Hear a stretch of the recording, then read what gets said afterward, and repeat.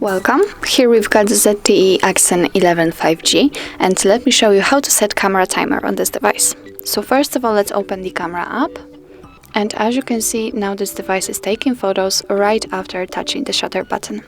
In order to set the camera timer, simply tap on the settings, and on the second position we've got the timer, so let's tap on it. Now it is off, but we can choose from either 1, 3, 10 or 20 seconds. Let me pick, for example, 10 seconds. Simply tap on it, and let's get back. Let's touch the shutter button, and as you can see, from now on your device is counting down from 10, and after that time it will take a photo. Okay, let's get back to the timer, and let's choose, for example, 3 seconds.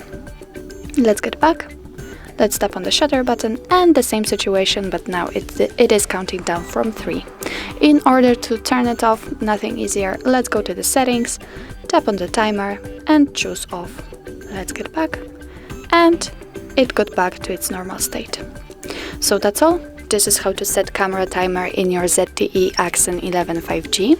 Thank you so much for watching. If you find that this video was helpful, please hit the subscribe button and leave the thumbs up.